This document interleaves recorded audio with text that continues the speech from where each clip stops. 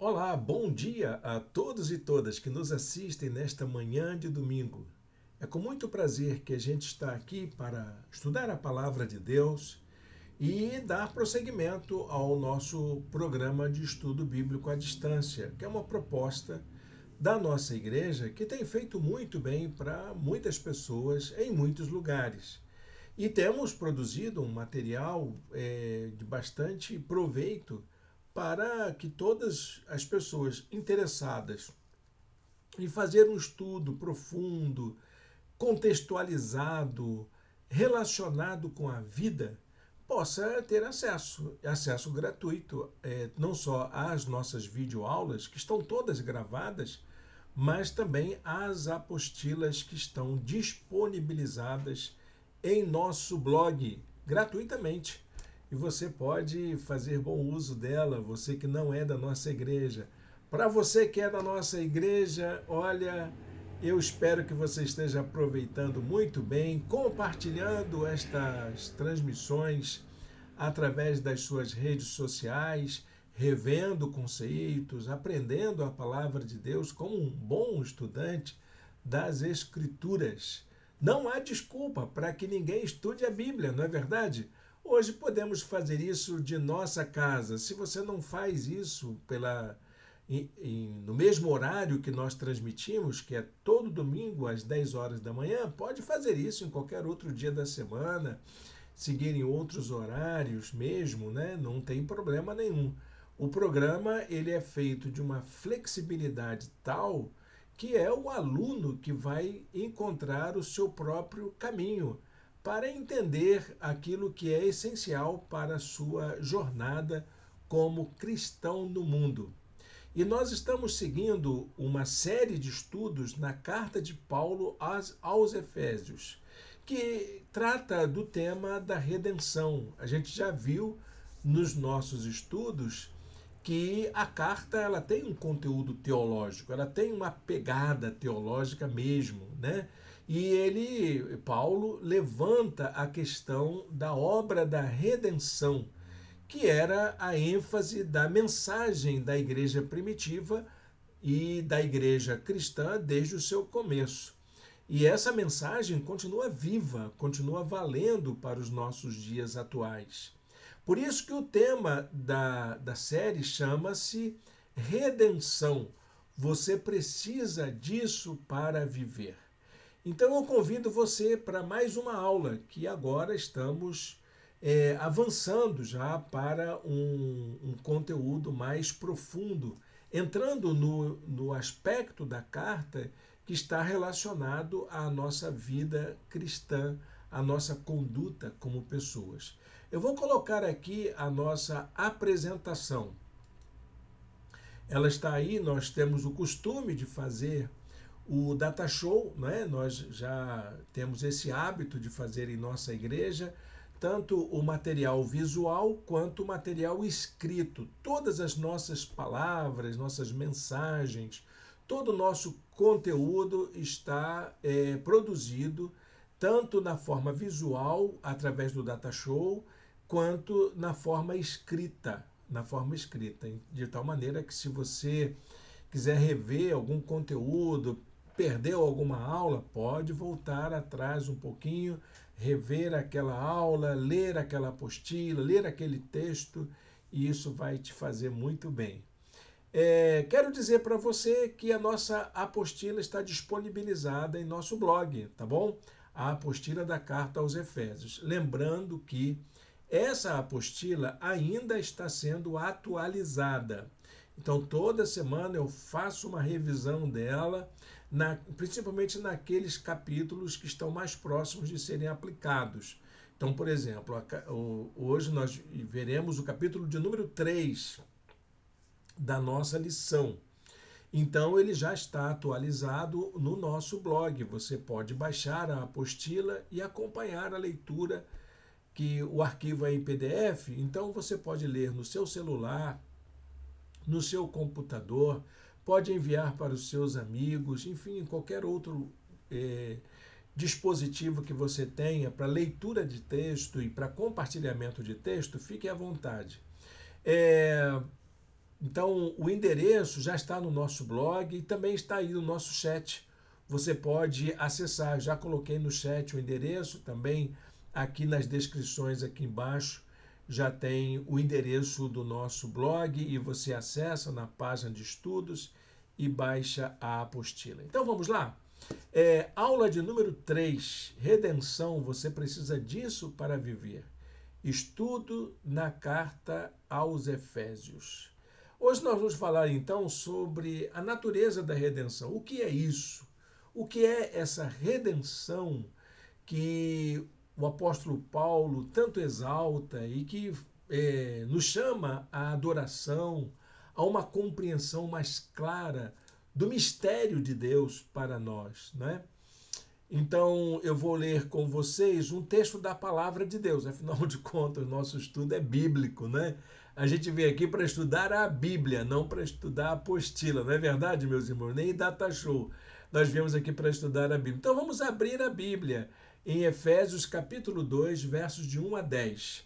Se você tem um exemplar da Bíblia, não importa qual a versão, você abra lá para acompanhar a leitura. Caso você queira acompanhar aqui no nosso Data Show, você pode acompanhar, mas deixa também a Bíblia aberta aí de alguma forma para você ir acompanhando a leitura dos textos que são propostos aqui, tá bom?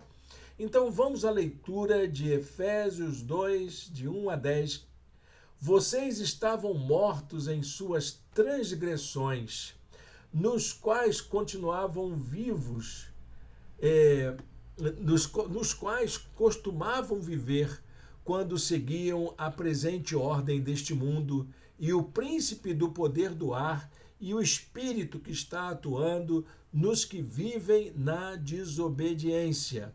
Anteriormente, todos nós também vivíamos entre eles, satisfazendo as vontades da nossa carne, seguindo os seus desejos e pensamentos. Como os outros, éramos, por natureza, merecedores da ira. Todavia, Deus, que é rico em misericórdia, pelo grande amor com que nos amou, deu-nos vida com Cristo, quando ainda estávamos mortos em transgressões. Pela graça, vocês são salvos. Deus nos ressuscitou com Cristo e com ele nos fez assentar nos lugares celestiais em Cristo Jesus, para mostrar nas eras que hão de vir a incomparável riqueza da sua graça, demonstrada em sua bondade para conosco em Cristo Jesus, pois vocês são salvos pela graça, por meio da fé, e isto não vem de vocês, é dom de Deus, não por obras, para que ninguém se glorie, porque somos criação de Deus, realizada em Cristo Jesus, para fazermos boas obras, as quais Deus preparou para nós as praticarmos. Amém? Deus abençoe a leitura da sua santa palavra. Espero que você tenha aí acompanhado com atenção o que Deus fala através do texto. Eu acredito que através da leitura oral, essa leitura pública, compartilhada, muita coisa se esclarece na compreensão do texto, não é mesmo? Eu espero que você tenha sentido isso, porque há uma forma muito peculiar de Deus falar ao nosso coração através da leitura do texto, né? Da leitura pública, da leitura comunitária do texto, quando a gente lê juntos e juntas a palavra de Deus. Quando a gente lê esse texto, principalmente, e eu espero que tenha acontecido isso na leitura desse texto, emerge para nós uma ideia muito clara de que nós fomos agraciados, nós fomos abençoados com a iniciativa de Deus em nos resgatar do nosso pecado. A obra da redenção, ela é uma dádiva da qual todos nós não merecíamos, mas recebemos como um presente de Deus. Você acreditou nisso? Você acredita nisso?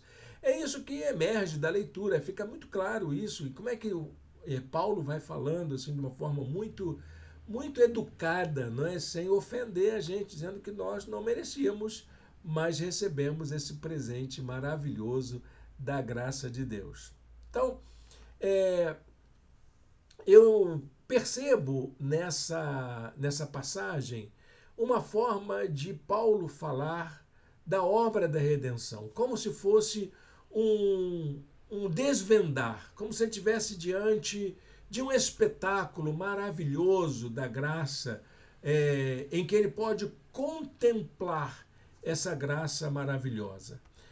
Ao descrever a natureza da redenção, Paulo se refere a ela como uma obra em 4 atos, como se fosse uma peça teatral, um espetáculo teatral em que 4 atos estão ali interrelacionados, um interligado ao outro, que diz respeito às seguintes situações. Primeiro, a própria condição humana. Segundo, a própria compaixão divina.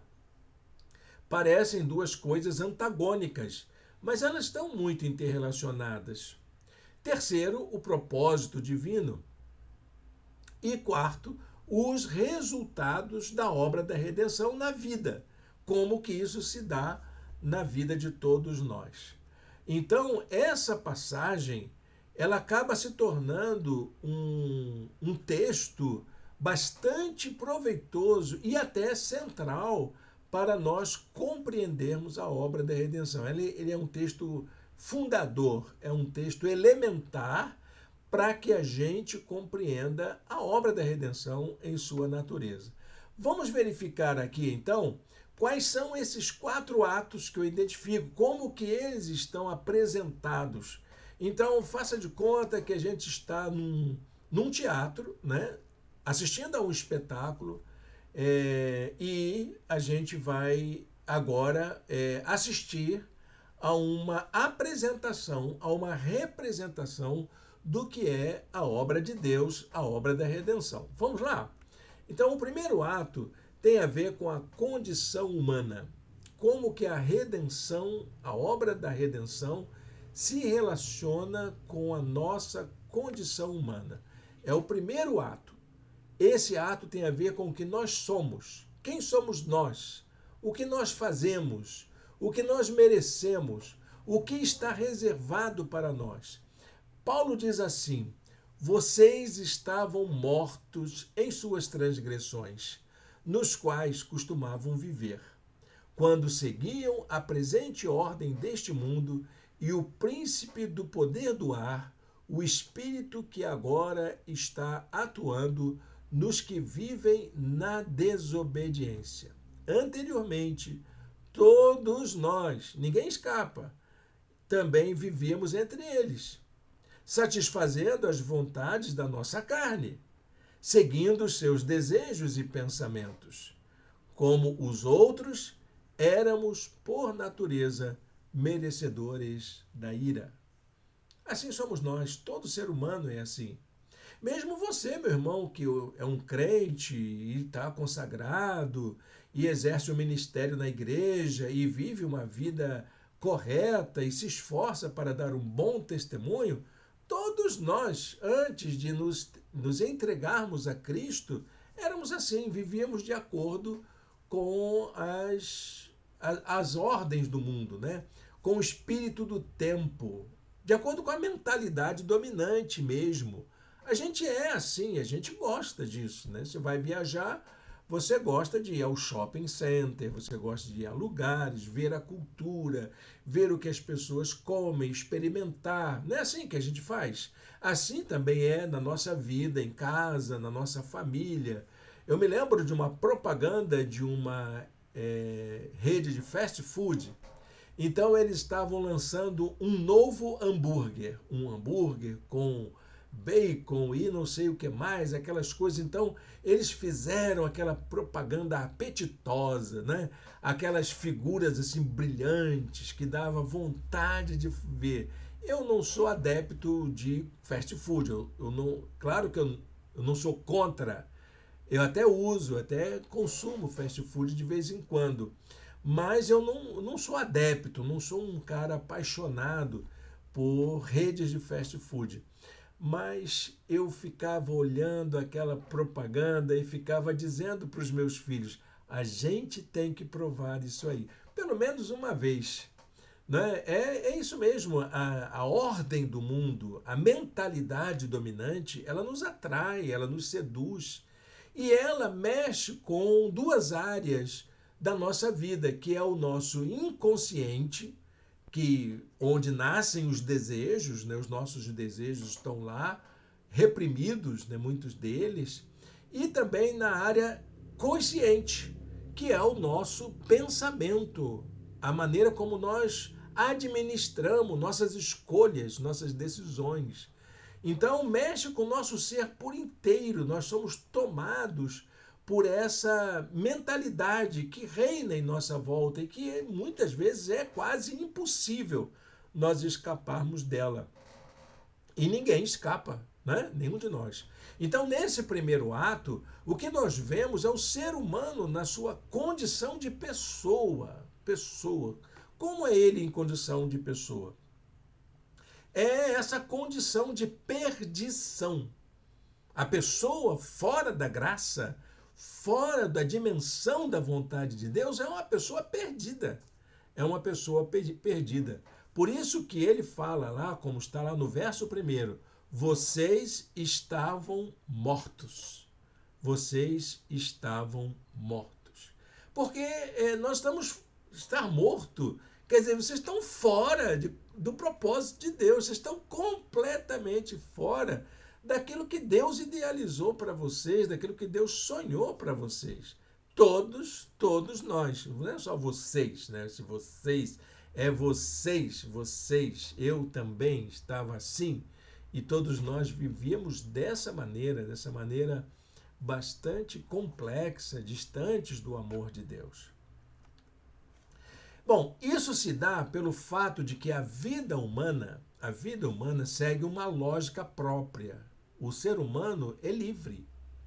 Deus fez a criatura humana com uma certa liberdade. Aliás, eu coloco isso na introdução, na apresentação da nossa lição em nossa apostila.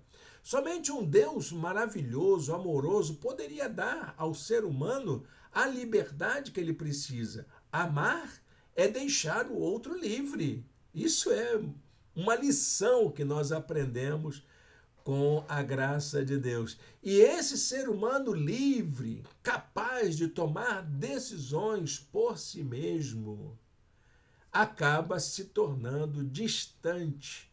Ele se distancia da vontade divina. Então, essa questão, essa lógica dominante, parece que é uma lógica de poder. Quem é que pode sobre a nossa vida? Então, se você não quiser a graça de Deus, com certeza é a lógica dominante do mundo que vai nos seduzir. Por essa razão, então, Paulo afirma que seguimos a presente ordem deste mundo. São duas opções. Ou você vive debaixo da ordem de Deus, da orientação, da vontade, da direção de Deus sobre a sua vida, ou você vai viver de acordo com a ordem do mundo. Não tem alternativa. Vou viver de acordo com a minha própria ordem. Olha, gente, é um pouco difícil a gente pensar nisso, que a gente vai ter essa condição de escolher livremente aquilo que é melhor para nós. Não, nós só escolhemos a partir de parâmetros que nos são dados. E os parâmetros da graça são aqueles que são os mais favoráveis para uma vida humana, digna, autêntica na presença de Deus. Tirando isso, a gente está vivendo como qualquer mortal, como qualquer ser humano, como qualquer pessoa no mundo, de acordo com a ordem vigente. E essa ordem vigente significa total perdição, afastamento de Deus. A ideia, então, aqui é que uma vontade autônoma e de liberdade absoluta, essa coisa que a modernidade tentou impor, né? o império da vontade, o império do querer, eu sinto, eu acho. Isso, meus irmãos, é uma ilusão sem tamanho. E como essa ilusão nos afasta de Deus. Por isso que ele diz lá no verso 3, éramos, por natureza, merecedores de ira. Porque quem somos nós na presença de Deus sem a graça? Somos nada. Somos inimigos até de Deus, somos completamente opostos, né, à vontade de Deus. Bom, o primeiro ato, então, é um ato trágico, né? É uma tragédia. É a nossa realidade. A nossa realidade. O homem sem Deus é uma tragédia. É uma tragédia mesmo. Mas temos o segundo ato. O segundo ato vai relacionar a redenção com a compaixão divina. Compaixão é uma palavra muito forte, viu, gente? Porque paixão quer dizer sentir. E com é um prefixo que vai lembrar a ideia de junto, associado a alguém. Então, compaixão é sentir junto. Ter compaixão é colocar-se no lugar do outro. Essa é a obra da redenção. O Senhor vai se colocar no nosso lugar, nesse lugar de perdição. Ele vai se colocar no nosso lugar. Veja o que Paulo diz. Então, o segundo ato se refere à ação divina. Veja o que Paulo diz. Todavia, Deus, que é rico em misericórdia, pelo grande amor com que nos amou, deu-nos vida com Cristo, quando ainda estávamos mortos em transgressões. Pela graça, vocês são salvos. Deus nos ressuscitou com Cristo e com ele nos fez assentar nos lugares celestiais em Cristo Jesus. Então, o segundo ato tem a ver com esse ato misericordioso de Deus, esse gesto misericordioso de Deus, de se aproximar do homem perdido na pessoa de Jesus. Quando que ele fez isso? Quando ninguém tinha alternativa nenhuma. Quando ninguém sabia o que fazer. Quando as pessoas estavam perdidas mesmo, como Jesus olhando as multidões, andando errantes de um lado para o outro, como ovelhas sem pastor. E é esse gesto de Deus de se aproximar de gente como a gente, perdida, para nos trazer vida, para nos trazer vida. O que ele veio para fazer para nós? Ele nos deu vida com Cristo, uma vida nova, um novo sentido de viver. Então, meus amados irmãos e irmãs, Paulo aqui está apresentando essas características divinas. O que Deus tem a ver com isso? Como que o divino se manifesta no humano em meio a essa tragédia humana? Como que isso se dá? E isso está relacionado, então, à sua compaixão. Lembrando aí a ideia da palavra compaixão, né? Através da sua obra misericordiosa, compassiva, cheio de graça e de amor, Deus revela quem ele é. Quem é Deus? Por que ele fez isso? Se tornando como um de nós. E o que significa isso? O que isso resulta na nossa vida? Que obra é essa que foi realizada na pessoa de Cristo? Então vejam bem. Nós temos num primeiro momento a natureza divina sendo revelada, que é quem Deus é. Qual é a natureza de Deus? Deus se mostra, então, para nós como um ser cheio de misericórdia e cheio de compaixão. Paulo diz, Deus que é rico em misericórdia. Se há alguma coisa que sobra no coração de Deus, é misericórdia. Tem muita gente que acha que é justiça, né? severo, vingança. Não, meu irmão, minha irmã, não. O que sobra no coração de Deus é misericórdia. Misericórdia é estar ao lado daquele que sofre, ter um coração compassivo, um coração sensível. Isso é que faz toda a natureza de Deus. Deus é isso, Deus é misericórdia. É claro que Deus é justiça, que Deus é amor, mas olha, meu irmão, minha irmã, como que isso se dá? Se dá em meio à misericórdia. Se dá em meio à misericórdia. Uma palavra bastante forte também para nós, né? Segundo lugar, nós encontramos uma motivação de Deus. Deus estava, então, motivado a realizar aquilo que tem a ver com a sua natureza. Então você pergunta, por que Deus fez isso? Por que Deus agiu dessa maneira? Em primeiro lugar, e a razão principal, é porque Deus ama sua criação incondicionalmente. Deus ama a cada um de nós. Deus ama sua criação, a começar por nós, seres humanos, até os seres da natureza de um modo geral. Deus ama. E Deus sabe que a natureza está gemendo por causa de nós, por causa de nossa perdição. Ele sabe que a sua criação está sofrendo por causa da perdição humana. Paulo diz que foi pelo grande amor com que nos amou. Foi por isso que ele agiu desse modo. Por que Deus agiu assim? Porque ele tem um grande amor. Por causa do seu grande amor, esse amor incondicional, esse amor que extrapola as medidas que nós não sabemos compreender claramente, mas foi esse amor que fez com que Deus se motivasse a sair do seu lugar e ocupar o lugar da gente. Se colocar no nosso lugar, ocupar o nosso espaço, viver a nossa vida na pessoa de Jesus. E a terceira questão, então, é como que Deus fez. O que é que ele fez de fato?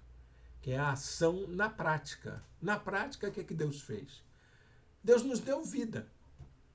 Ele se fez como um de nós, na pessoa de Cristo, e essa condição de Jesus é que abriu as possibilidades de viver uma vida nova. Versos 5 e 6 diz assim: deu-nos vida com Cristo, quando ainda estávamos mortos em transgressões. Pela graça vocês são salvos. Deus nos ressuscitou com Cristo e com ele nos fez assentar nos lugares celestiais em Cristo Jesus. A gente precisa lembrar que quando a gente fala de Jesus, nós não estamos falando somente do diviníssimo, aquele que está nas alturas, mas também daquele que veio a nós, que é o Deus conosco, o Deus que vem a nós, o Deus que se esvazia de si mesmo, o Deus que se faz como um de nós. Então, a figura de Jesus, ela tem algumas facetas que não podem ser esquecidas. Então, nós não podemos esquecer a face do encarnado Jesus, aquele que se fez humano integralmente para viver a nossa vida, aquele que encarnou entre nós. Nós temos o crucificado Jesus, aquele que morreu na cruz torturado mesmo, que sofreu sobre seu corpo todas as ações perversas de um poder humano que age sobre a humanidade. Ele assumiu um preço absurdo, exagerado até, diria eu. A crucificação não foi brincadeira. Ali estava um ser humano sofrendo, sentindo dor, sangrando, gemendo, mas resignado, sabendo que ele estava ali cumprindo toda a obra da redenção. Não podemos esquecer da face do ressuscitado. Aquele que ressuscitou. Olha, meu amado irmão, minha amada irmã, se Jesus ressuscitou, é porque existe esperança para mim e para você. Olha, eu não estou colocando dúvida quanto a isso. Eu creio que Jesus ressuscitou. E é porque eu creio que Jesus ressuscitou é que nós podemos ter esperança. Há esperança para a nossa dor, para o nosso sofrimento. A vida reservada para nós na fé em Jesus Cristo. Mas também não podemos esquecer a face do glorificado. Jesus ascendeu aos céus, está nas regiões celestiais e ele nos chama para uma jornada no mundo, uma jornada em que a gente pode ter a esperança que onde ele está, como ele prometeu lá em João capítulo 14, onde ele está, ele também vai querer que a gente esteja junto também. Amém? Olha, eu vibro com essa palavra, viu, meus irmãos, minhas irmãs? Então o texto mostra, o segundo ato, né? Mostra três coisas muito importantes. Quem Deus é? Ele é o Senhor misericordioso e compassivo. Por que Deus agiu assim? Porque Ele nos ama. Ele nos ama. Ele te ama, meu irmão, minha irmã. Ele te ama incondicionalmente. Não importa o que você faça, Ele te ama. Você não pode fazer nada para Deus amar mais ou menos a você. Ele te ama incondicionalmente, do jeito que você é. E o que Ele fez?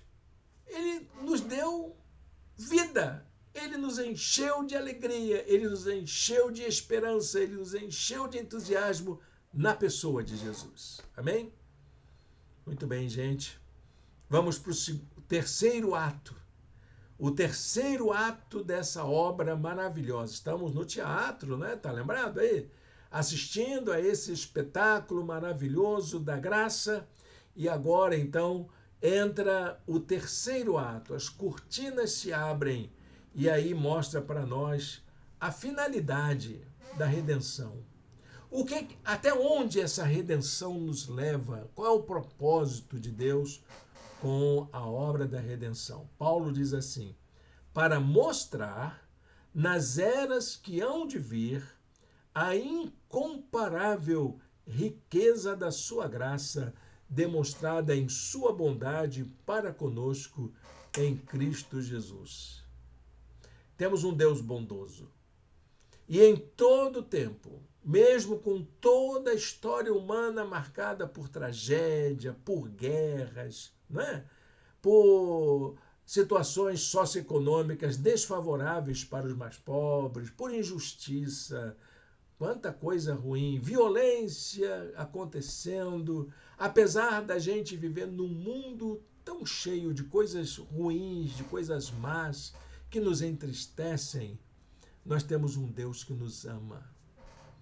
Um Deus que mostra para nós o tempo todo que Ele não desistiu da gente, que Ele está conosco, Ele está ao lado do que sofre, ao lado do que sente dor.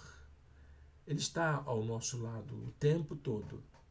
A redenção divina, então, ela tem um propósito de mostrar que Deus está conosco.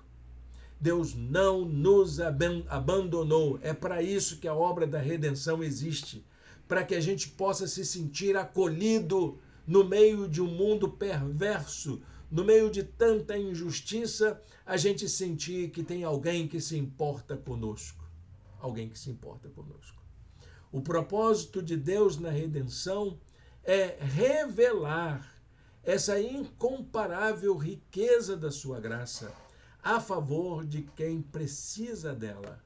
A favor de quem precisa dela. Agora vamos para o quarto ato, quarto e último ato, que se refere às consequências da obra da redenção em nossa vida.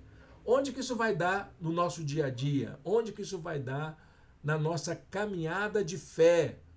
Como que a redenção se realiza na nossa caminhada de fé. Aí ele diz assim: pois vocês são salvos pela graça, por meio da fé.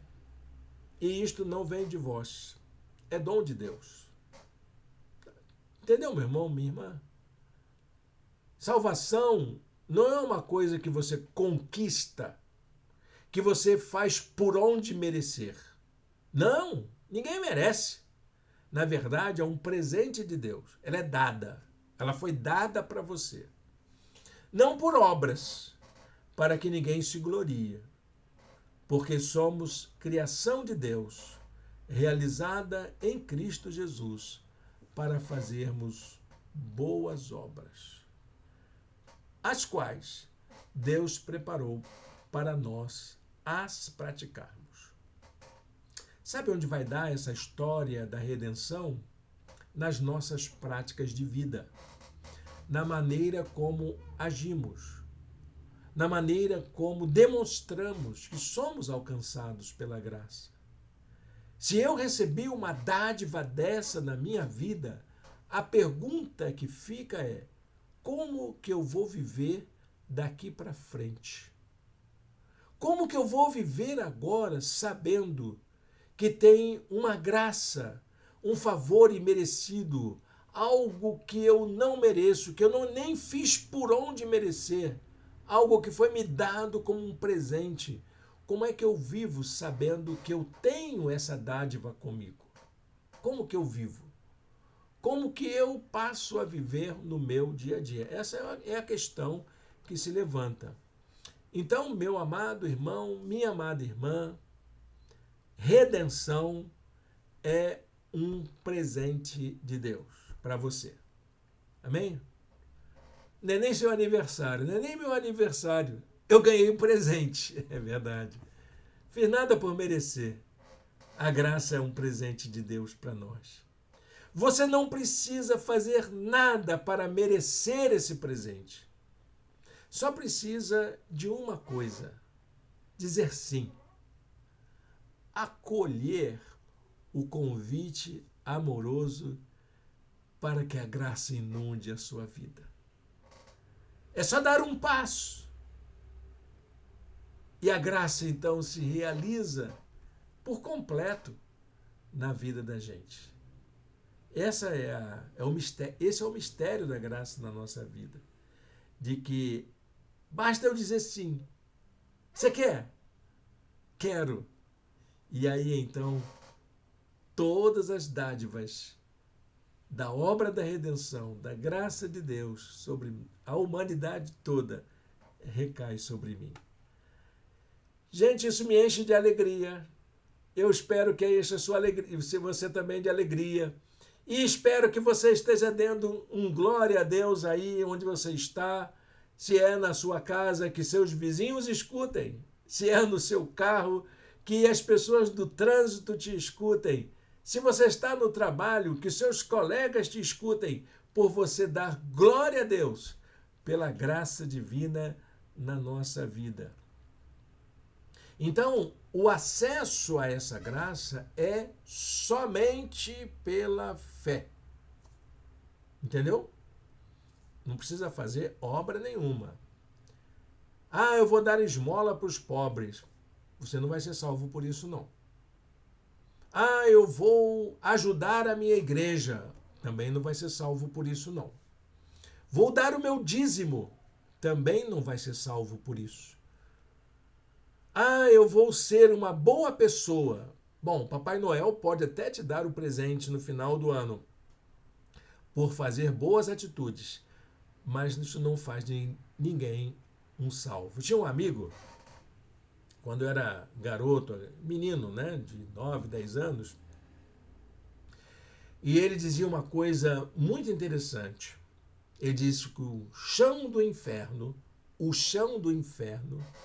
é cimentado com o cérebro de quem tem boas intenções. Eu ficava impressionado com isso, né? Que coisa horrível, né? O cérebro das pessoas bem intencionadas servem para cimentar o chão do inferno. Ai, meu Deus, eu não quero isso não. Porque nós não merecemos mesmo, gente.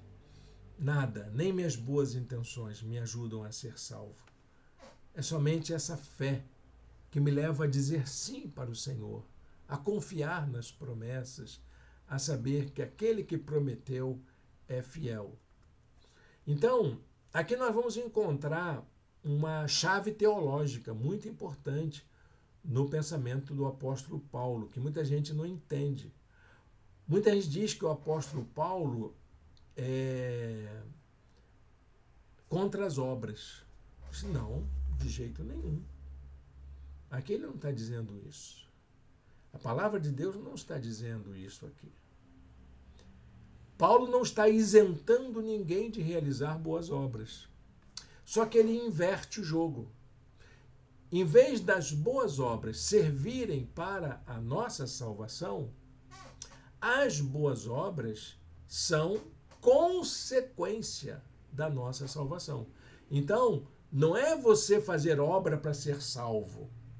É você fazer obra porque é salvo. Você entendeu?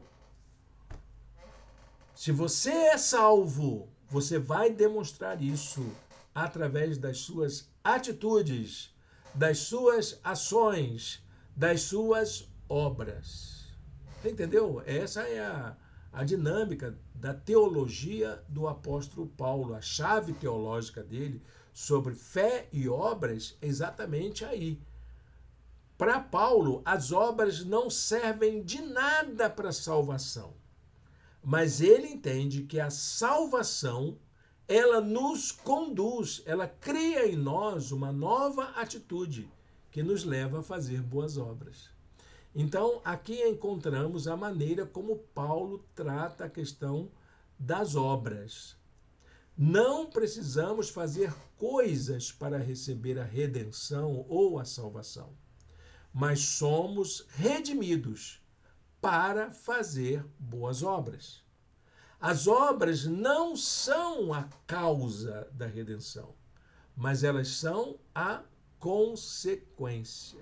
Ok, gente? Deu para entender? Ficou difícil aí? Ficou muito cabeça? Né? Espero que não tenha dado um nó em ninguém.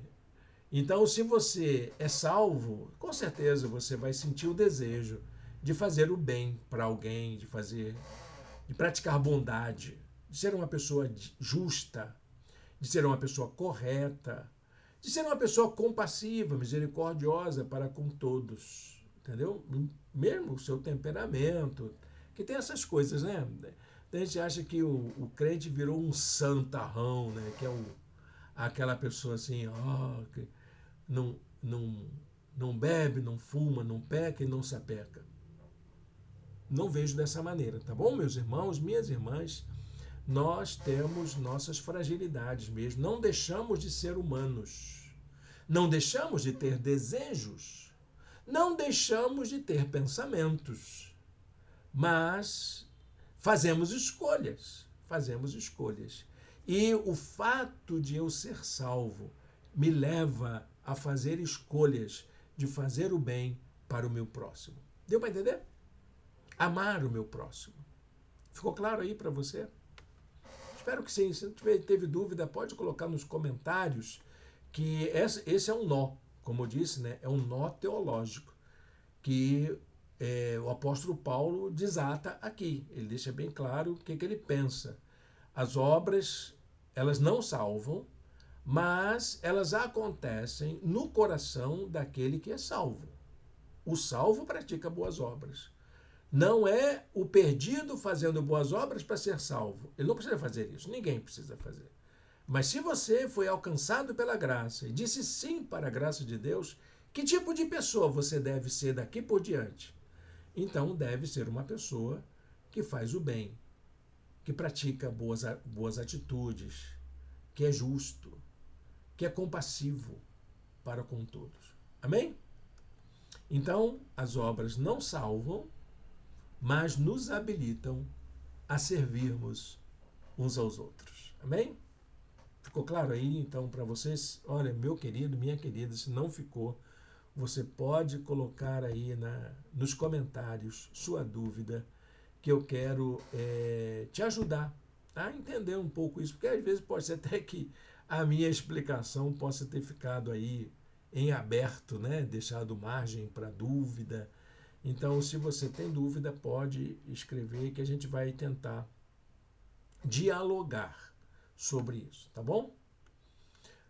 Muito bem, para a gente concluir a nossa aula de hoje, eu queria dar uma definição aqui para a gente pensar em casa, para você elaborar como pessoa, né? A nossa redenção não é resultado de um esforço humano. Esse foi o centro da aula de hoje. Nossa redenção não é resultado de um esforço humano. Ela é uma operação da graça, como um presente de Deus para toda a sua criação. É para mim, para você, para todo mundo. Para a pior pessoa que existe no mundo, é também para ele.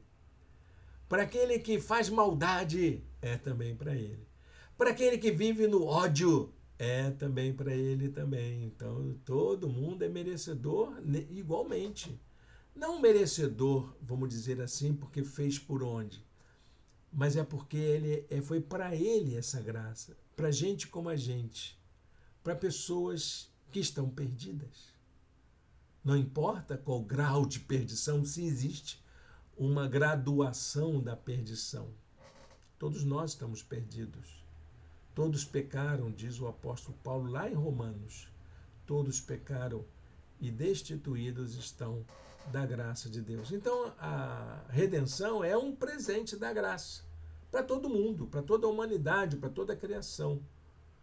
E isso é algo muito importante para todos nós. Cabe, então, uma pergunta muito relevante. O que temos feito com o que Deus fez por nós? O que temos feito com esse presente? O que você tem feito com esse presente? Essa é a pergunta que fica para a gente ir pensando durante a semana. Ele vai, depois, nas aulas seguintes, tratar disso, né? Como é que a gente lida com essa nova vida, com esse jeito de ser como uma pessoa alcançada pela graça. Ele vai trabalhar isso de maneira muito, às vezes, é muito incisiva. A gente vai ver isso, né? Algumas coisas até que tira a gente da nossa zona de conforto. Mas é uma coisa para você pensar. O que você tem feito com o que Deus fez por você? Ok, vale para mim a pergunta também. O que eu tenho feito com o que Deus fez por mim? Bom, vou deixar um versículo para você pensar, enquanto pensa nesta pergunta, essa pergunta retórica que vai procurar ser respondida nas próximas aulas.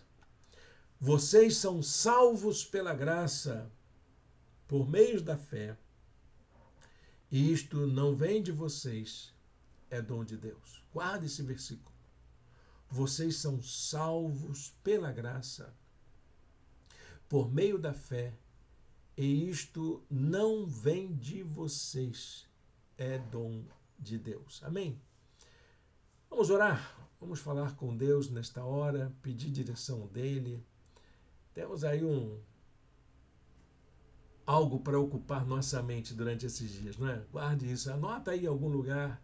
Você que está com a apostila impressa aí, você que imprimiu a apostila, escreve isso aí no cantinho para você ler depois e ficar pensando. Escreve na sua Bíblia, na margem dela, o que eu tenho feito com esse presente maravilhoso que eu recebi do Senhor. Feche seus olhos, fale com Deus. Santo Deus, eterno Pai, muito obrigado, Senhor, por esta palavra, por esta aula de hoje, pela maneira como o Senhor tem falado ao nosso coração de uma maneira tão direta, tão clara. O Teu Espírito Santo tem sido tão desafiador para a gente. Muito obrigado, Senhor, pela dádiva maravilhosa da obra da redenção, que nos tirou de uma condição de perdidos e nos deu uma nova vida, uma vida de esperança, um novo sentido de viver na tua presença, na pessoa do teu Filho Jesus.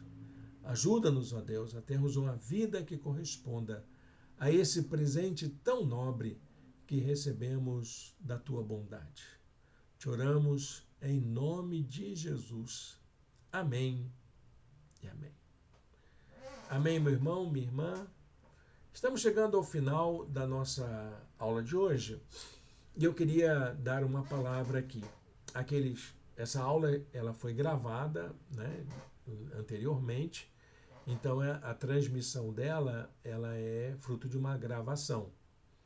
Nesse exato momento, eu estou junto com os irmãos da Igreja Anglicana de Icaraí, Igreja Anglicana Todos os Santos, aqui em Icaraí. Eles estão se reunindo na capela, na sede da Igreja Católica Santuário das Almas, que fica na rua Álvares de Azevedo, aqui no bairro de Icaraí. Esses irmãos são muito preciosos para nós, porque será com eles que nós dividiremos espaço a partir do mês de junho, aqui em Niterói. O espaço já está alugado, já firmamos os entendimentos para que durante um ano a gente faça um uso compartilhado do mesmo espaço com a Igreja Anglicana Todos os Santos de Icaraí.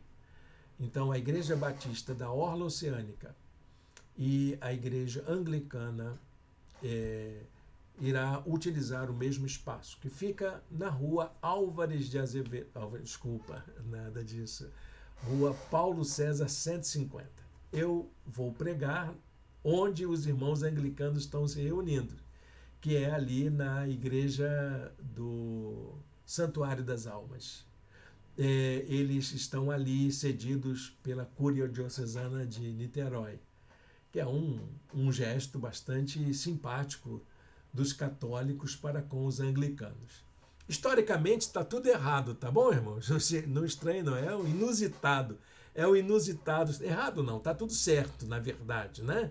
Mas é o inusitado, né? Porque, por exemplo, os anglicanos, no século XVI, romperam com os católicos.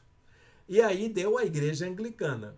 E depois, no século XVII, os batistas romperam com os anglicanos. Deu a Igreja Batista. Então, em pleno século XXI, mas essa história lá de 1600 e alguma coisa, 1500 e pouco, 1600 e pouco, não é nada a ver com a gente não, tá bom?